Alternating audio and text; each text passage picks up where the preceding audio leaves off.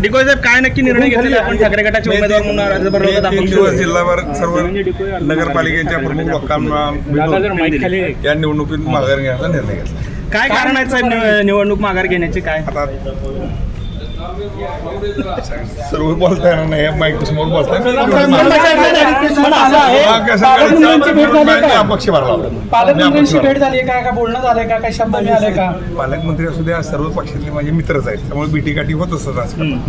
पण तुम्ही आता भाजपच्या आमदाराच्या गाडीत आलेला, माझे जिगर जीवलग मित्र ती शिवसैनिक पहिले शिवसेने माघार घेणार नाही म्हणून नाही म्हटलं, अंदाज घेणार आहे. लोकांची निवडणूक विनोद होणे अशी अपेक्षा. डिकोय साहेब, ही निवडणूक बिनविरोध होणार अशी माहिती आहे.